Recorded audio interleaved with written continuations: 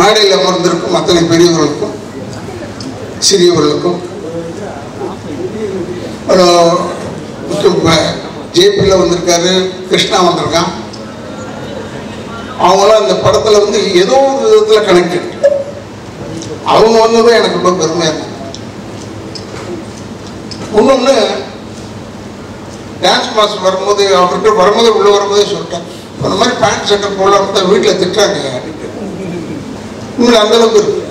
அவருக்கு போட்டால் தான் அழகாக இருக்கு. அப்படிப்பட்ட ஒரு நல்ல மனிதன். இன்னொன்று எனக்கு என்ன பிடிச்சதுன்னா, மாஸ்டர்கிட்ட எல்லா அவர் படம் எடுத்தாருன்னா, அவர் படம் நடிக்கிறாருன்னா ஏதோ ஒரு சாங்கில் வருவார், ஒரு சின்ன பிட்டாவது வருவார். அது எதுக்கு வராதுன்னு எனக்கு தெரியாது. நீ ஒழுங்காக ஆட மாட்டேடா, இப்பயாவது நீ ஆடுறதை பார்த்துக்கடான்னு அதுக்கு வராதா என்னன்னு எனக்கு தெரியாது. ரொம்ப பிரமாதமாக செய்யக்கூடிய மனிதன். இப்போ கிருஷ்ணன் பேசும்போது சொன்னான், ராதாரவி இவங்கெல்லாம் வந்து உண்மையில இந்த காலத்தில் இவ்வளோ வேகமாக இருக்கணுன்றதை கற்றுக்கிட்டுதான் இவங்ககிட்ட இருந்தான். ஏன்னா நாங்கள் எங்கே பழைய வந்தாலும் அப்படியே வந்துட்டு போயிட்டுலாம் முடியாது. இப்போ தேவான சகோதரர்கள் இருக்காங்கன்னா நாங்களாம் ஒரு செட்டு தான் இல்லை, நாங்களாம் ஒரு பெரிய செட்டு. சொல்லிட்டு இருந்தேன் ஜெயபிரகாஷ்கிட்ட, நாங்கள் ரொம்ப நல்லவங்க இல்லை, பட் இப்போ நல்லவங்களாகிட்டோம். ஏன்னா முடியாமைன்னு ஒன்று இருக்கு பாருங்க, அது ஒன்றுமே சொல்ல முடியாது, செய்ய முடியாது. நான் எல்லாருக்கும் அட்வைஸ் தான் பண்ணுவேன். எனக்கு இவன் வந்து படம் புக் பண்ணும்போது இவனுக்கெல்லாம் நான் நடிக்கல, இவங்க அப்பாவுக்காக நடித்தேன். யாரோட எதுக்காக இவங்கள ஒத்துக்கிட்டாருன்னு ரொம்ப பெருமையாக சொல்லிட்டு இருந்தாங்க. நான் இவங்க அப்பாவுக்காக ஒத்துக்கிட்டேன். அவர் பேர் என்னன்னா கருணாநிதினு பேர். எனக்கு ரொம்ப பிடிச்ச பேர் தான். என் பரவாயில்ல, நான் வரேன். எதுக்கு சொல்றேன்னா, இவன் எடுத்தான் அன்பண்ணன் தான் பேக் பண்றாரு சார்னு சொல்லிட்டு இவன் அவரை பார்க்கறதுக்கு 4 வருஷம் ஆச்சு. நான் டெய்லி போவேன், அவர் வீட்டு தாண்டி தான் போவேன் எங்கள் ஹாஸ்பிட்டலுக்கு. அப்போது பார்க்கும்போது கருணாநிதி நான் பார்ப்பேன். கருணாநிதி பார்த்தாலே அன்பு இருக்காருன்னு அர்த்தம். நல்ல எதையுமே அதிகமாக யூஸ் பண்ணிக்க மாட்டார் உங்கள் அப்பா. அது மாதிரி இப்போ எனக்கு ப்ரொடியூசர்னு அறிமுகப்படுத்தினாங்க. நான் நினச்சிக்கிட்டு இருக்கேன் அன்பு சார் தான் எடுக்கிறாருன்னு பார்த்தா இவன் ஒரு ப்ரொடியூசர் இருக்காங்க.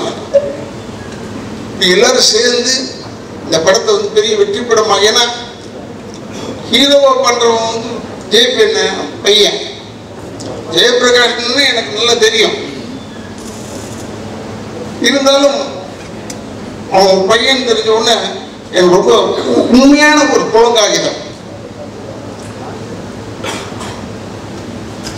இங்கே இருக்கிறவங்க அத்தனை பேருமே இந்த படம் நல்லா ஓடணும்னு சொன்னாங்க. இப்போ கூட சகோதரர் நான் வில்லன் செஞ்சுட்டேன் இதில் அப்படின்னு சொல்லி என்னை பற்றி ஏதோ சொன்னார். அப்போ பேசும்போது நோ சான்ஸ் ராதாரவின் நீ சொல்லாதீங்கன்னு சொல்லியிருக்கேன் பாரு. மில்டன் கிட்ட அப்படி தான் சொன்னேன். அவன் மேடையில் உட்காந்துட்டு என்னை பெருமையாக சொல்கிறேன்னு சொல்லிட்டு இவரோட நடிப்பு நோ சான்ஸ் சொன்னான். அதெல்லாம் சான்ஸே இல்லை போச்சு. ஏன்னா நோ சான்ஸ்ன்னு சொல்கிற, சான்ஸ் இதுக்குன்னு சொல்லுடா. எனக்கு ஊட்டுறது ரொம்ப நமக்குலாம் எனக்கு வெறும் கேமரா முன்னாடி தான் நடிக்க தெரியும், பின்னாடிலாம் நடிக்கவே தெரியாது. கேமரா முன்னாடி நல்லா நடிப்பேன்.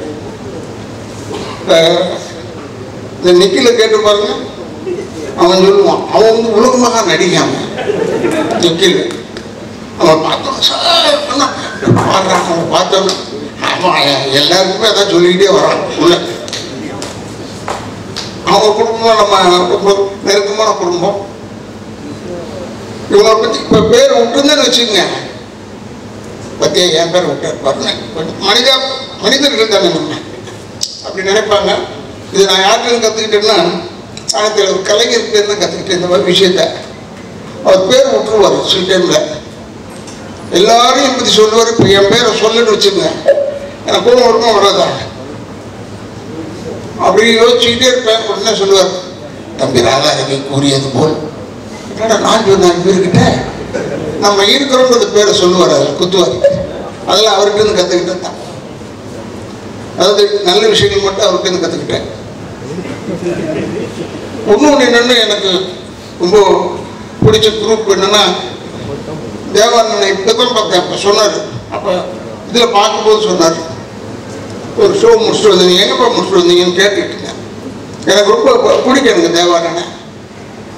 அவர் போடுறதும் மியூசிக் தான். இன்னொரு சகோதரர் நல்லா போடுறாங்க, பட் நின்று வாங்கறதுக்கு போதும் ஆயிடுச்சு. வாசி என் படத்துக்கு சொன்னார், இது நம்ம பூமி, நான் இருக்கிறேன், இப்போ நீ இருந்து இந்த பாட்டை வாங்கிட்டு வந்துருன்னு சொல்லி போயிட்டு. நான் போய் இந்த பாட்டு எனக்கு பாட்டுக்கு சம்மந்தமே இல்லை, ப்ரொடியூசர் தான் சம்மந்தம் இல்லை. அப்போ ஒரு பாட்டை போட்டு கொடுத்தாங்க, கொடுத்துட்டு போய் எடுத்து போய் போட்டேன். அப்போ அப்புறம் மியூசிக் டைரக்டரே சொன்னார், இது ரொம்ப ஒரு பழைய டியூன்லேருந்து எடுத்துங்க, நான் நீ அவசரப்படுறியே அதுக்காக செஞ்சேன், அவ்வளோதான் இருக்கலான்னு ரொம்ப ஊசி போய் கிடக்குது, என்ன இழுத்த நூல் வருதுன்னு சொல்லிட்டேன். இது ரொம்ப பிரமாதமாக சொல்கிறேன், யாராவது இதை கேளுங்க ஏன்னு சொல்லிட்டு எல்லாருக்கையும் சொல்லியிருக்காரு. இதெல்லாம் எதுக்கு உங்களுக்கு சொல்கிறேன்னா, உண்மைக்கு பயம் வரவே கூடாது, உண்மைக்கு மட்டும் பயம் வரவே கூடாது. எங்க இருந்தாலும் துணிச்சலாக சொல்லணும். இப்போ கூட நான் கேட்டேன், அவன் பேர் மட்டும் நடத்த சரண்ராஜ், அவங்க ஏன் வரலன்னு கேட்டேன். அவங்க கூப்பிட்டாங்க, நான் தெரியல, அவன் நல்லவன் தானே வருவானே, ஏன் வர மாட்டான்னு. ஏன்னா வரணும், எல்லாருக்கும் ப்ரொமோஷனுக்கு. ஒருவேளை இந்த மாதிரி படங்களுக்கெல்லாம் வந்தால் பெரிய ஹெல்ப்பாக இருக்கும், படம் ஓடுறதுக்கு பெரிய உதவியாக இருக்கும். ஏன்னா இது ஒரு ஆடட் அட்ராக்ஷன் தான். இந்த ஃபங்க்ஷன் வைக்கிறாங்களே, இதெல்லாம் வந்து ஒரு added attraction for a film. ஏன்னா வேற ஒன்றுமே செய்ய சொல்லி நான் வந்து டான்ஸ் ஆடுங்கன்னு சொல்லலை, வந்து நின்று பேசிட்டு போங்கன்னு. நம்மளால் எது முடியுமோ அது தெரிஞ்சுதான் சொல்கிறாங்க. எதுக்காக சொல்கிறோன்னா, இப்போ நீங்கள் யூடியூபர்ஸ் எல்லாம் இருக்கீங்க, பத்திரிகையாளர்கள் சில பேர் இருக்காங்க, எல்லாருமே நல்லதாக போடுவாங்கன்னு சொல்ல முடியாது. சில டைமில் அப்படி போய் ஒரு போட்டி வைப்பாங்க. உங்களை ஏன் சொல்கிறேன்னா, இந்த படம் ஓடுறதுக்கு நீங்கள் ஹெல்ப் பண்ணணும்னு ஒருத்தர் கேட்டுக்கிட்டு இருந்தார். நான் அப்போ நினச்சிக்கிட்டேன், அவங்க போய் கேட்டால் அவங்க என்ன செய்ய முடியும், நம்ம நல்ல படமாக எடுக்கணும். பட் இந்த படம் நல்லா இருக்குன்னு ஏன் சொல்கிறேன், நாமும் படம்லாம் பார்க்கல. ஏன் நல்லா இருக்கு சொன்னால், தண்ணி பஞ்சம் நம்ம ஊரில் ஹெவியாக இருக்கு, பயங்கரமாக இருக்கு. அதை வச்சு கதை பண்ணியிருக்காங்க போது டெஃபினட்டாக இந்த வெற்றி வந்து தண்ணியில் எழுதிய வார்த்தை மாதிரி இருக்கக்கூடாது, கல்வெட்டாக இருக்க வேண்டும். இந்த படம் நம்ம ஊருக்கு இன்னைக்கு இருக்கிற சூழ்நிலைக்கு கல்வெட்டாக நிச்சயமாக இருக்கும், அதில் எந்த விதமான சந்தேகம் கிடையாது. உனக்கு சொல்கிறேன், டைரக்டருக்கு சொல்கிறேன், என்னென்ன படம் வந்து 5 நாள் தான் ஓடிச்சு, 10 நாள் தான் ஓடிச்சு, பிரத்யேகம் எடுக்கிறேன்னு சொல்லி அதெல்லாம் அப்படிதானே. இப்பெல்லாம் வந்து 2 வெற்றிகரமான 2வது நாள் போடுறாங்க. ஒன்றுதான் 5 நாள் ஓடி இருக்கு. அதை சொல்லு ஏன் சொல்கிறேன்னா, இப்போ நான் கூட கடைசி தோட்டான ஒரு படம் நடித்தேன், அந்த ரிலீஸ்லேயே பெஸ்ட் பிக்சருங்க இதுன்னு சொன்னாங்க. ஒரு 3 நாள் கூட ஒரு சேர்ந்தாப்புல ரிலீஸ் ஆச்சு. அப்பாடா, பெஸ்ட் பிக்சர்னா எப்படி ஒரு 25 நாள் ஓடும். பார்த்தா 8 தேட்டர்லேருந்து எடுத்துட்டாங்க, தேட்டர் கிடைக்கல. அதெல்லாம் சொல்லன்னு பார்த்தேன், அன்பு போயிட்டு அன்புகிட்ட சொல்லன்னு பார்த்தேன், ஓ நீ வேற ஏதாவது செலவு பண்ணுறதோட இங்கே ஒரு 3 தேட்டர் கட்டி முடியாது. ஏன்னா வெல்லிங்டன் போயிடுச்சு, கெய்டி போயிடுச்சு, லிபர்ட்டி போயிடுச்சு, எல்லாம் போயிடுச்சு, ஆனந்த் போயிடுச்சு. எது நல்ல தேட்டர் நாங்களாம் போய் படம் பார்ப்போம். அந்த படம்லாம் அந்த தேட்டர்லாம் காணாமன்னு ஆச்சரியமா இருக்கு. அதுவேளை சத்தியம் தேட்டரில் இன்னும் ஓடிக்கிட்டு இருக்கு. அப்புறம் இந்த பக்கம் புதுசாக கட்டுறாங்க. அதனால் அன்புகிட்ட சொல்லலான்னு பார்த்தேன், எப்போ அப்புறம் ஒரு தேட்டர் 2 தேட்டர் கட்டி விடுப்பா சிட்டிக்குள்ளே. ஏன்னா 7-8 தேட்டர் போயிடுச்சு. ஏன்னா எங்கள் பொழப்பே நடிப்பு தானே. அதனால சொல்கிறேன், எங்கள் படம் வரணும், ரிலீஸ் ஆகணும், அந்த சுயநலத்தில் தான் சொல்கிறேன். எனக்கு விரும்பம் தான் சொல்கிறேன், நடிக்க தெரியும், கேமரா முன்னாடி மட்டும்தான் நடிக்க தெரியும், பின்னணியில் நான் நடிக்கிறது கிடையாது. நம்ம சொல்கிறதுலாம் உண்மையான வார்த்தை தான். இது கூட செப்பரேட்டி தியாகராஜன் ஹால் கூட டைரக்டர் வந்து சொன்னான், இங்கே தான் என்ன பண்ணுறோம், சுற்றி இங்கேயே பண்ண ஆரம்பிச்சுட்டாங்க. என்னடா ஏன்னா அங்கே பண்ணுறீங்க? ஏன்னா இப்போ நாளைக்கு திருப்பி இன்னொரு கேசட் வெளியிட்டு விழாக்கு வரணும், அதில் வேறு நான் நடித்து தொலைஞ்சிருக்கேன்.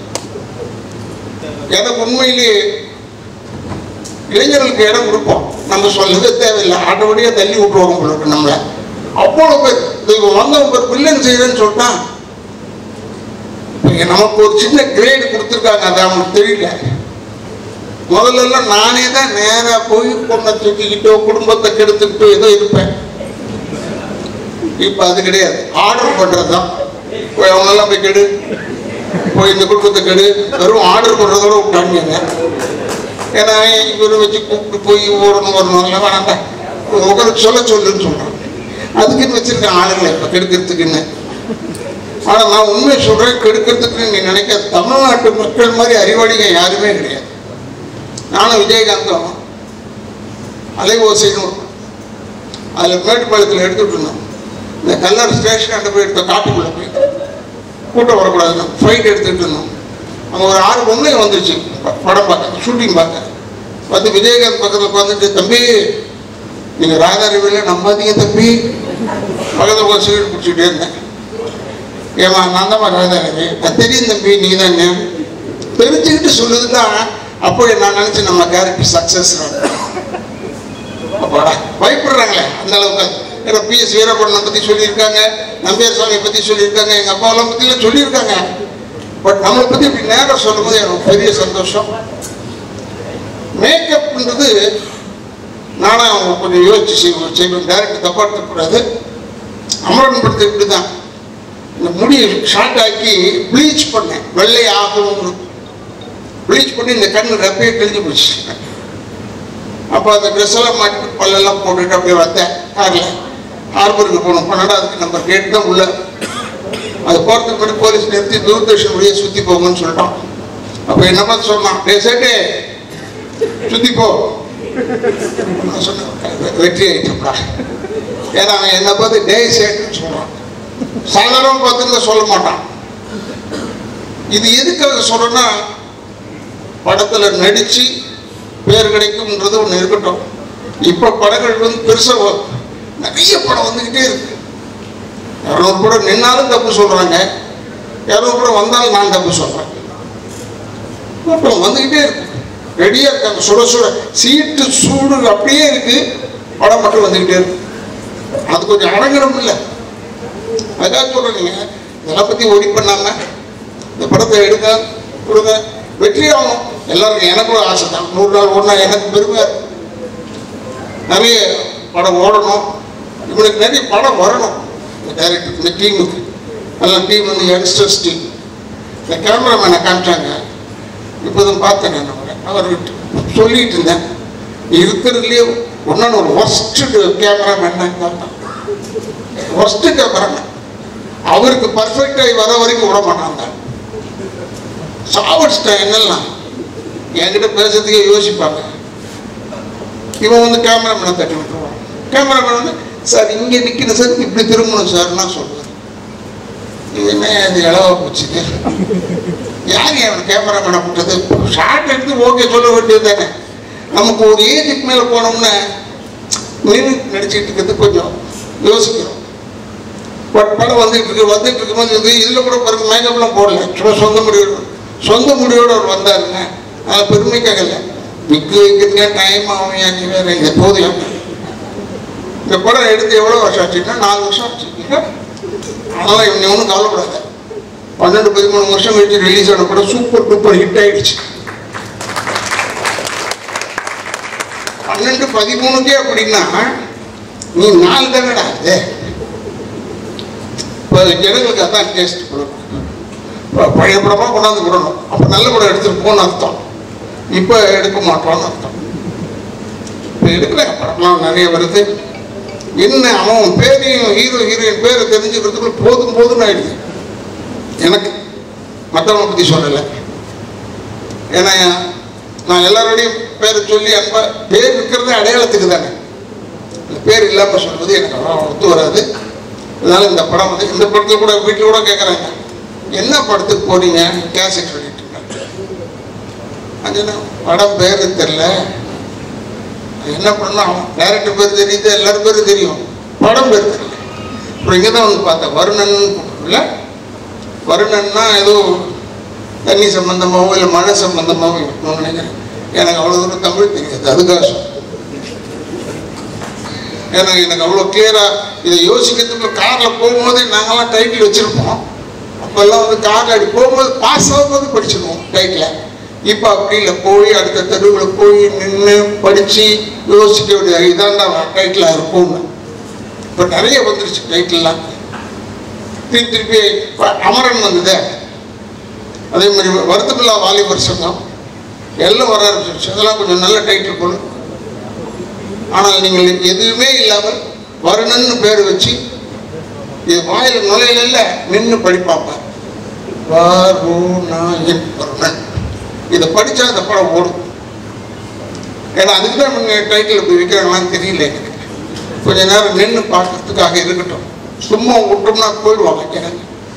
நல்ல ஒரு பிரமாதமான படம். அந்த குழந்தை சொல்லிச்சு, நீங்கள் ஒரு ராதாரவியோட நின்று சேர்த்துக்க பயமா, ஏமா அப்படி சொல்லி ஒதுக்கிடுறீங்க, நான் உன்னை ஏதாவது தொட்டு பார்த்தலாம், தொடக்கூட நான் உன்னை என்ன செஞ்சேன், படம் பார்த்தேன், நடிப்புக்காக பார்த்துருப்பேன், இப்படிலாம் நீங்கள் சொல்லி இல்லை. கடைசியில் இல்லை சார் ராதாரவி போடலாம், இவங்க பயப்படுறாங்க சார் நடிக்கிறதுக்கு சொன்னால் என் பொழப்பு. அதனால் இனிமேல் சொல்லுங்கள் ஃப்ரெண்ட்லியாக அவரோட இருப்போம், நல்லா பேசுவார் அப்படின்னு ஏதாவது சொல்லுங்கள். சொன்னதானே என்னை போடுவாங்க, இல்லைன்னா போட மாட்டேன் என்று சொல்லி எனக்கு இப்படி ஒரு பெரிய வாய்ப்பு கொடுத்து டைரக்டர், ப்ரொடியூசர் எல்லாருக்கும் அன்பண்ண சேர்த்து எல்லாரையும் சொல்கிறேன். எல்லாருக்கும் எனக்கு பத்திரிகையாளர் நண்பர்கள் இடத்தை அளித்திருக்கும் நிர்வாகத்திற்கும் என்னுடைய சிறந்த நன்றியும் என் குடும்பத்தின் சார்பாக நன்றியை சொல்லி, அடுத்த முறை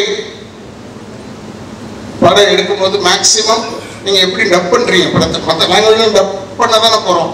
அதுக்கே முதல்ல வந்தவொடனே டப்பிங் ஆர்டிஸ்ட்டை ஏன் கூப்பிடுறீங்க? சில பேர் நடிக்க வச்சுருக்காங்க, அவங்க எல்லாமே டப் பண்ணுறாங்க, அவங்களே பேச சொல்லுங்க என்று சொல்லி எனக்கு இவ்வளோதான் அறிவுரை. இன்னொன்று, இளைஞர்கள் தயவுசெய்து தாய் தந்தையரை முதியோர் இல்லத்தில் சேர்த்து விடாதீர்கள், கடைசி குடும்பத்தை காப்பாற்றுங்க, அவங்களை மட்டும் விட்டாதீங்க. தாய் தந்தையரை வணங்கி கொண்டிருந்தால் அதுவே ஒரு பெரிய ஆசீர்வாதம் என்று கூறி எனக்கு வாய்ப்பு கொடுத்ததற்கு நன்றி நன்றி நன்றி. Thank you so much sir. அடுத்ததாக படத்தோட ஹீரோயின் கேப்ரியலா அவர்களை மேடைக்கு அழைக்கிறேன்.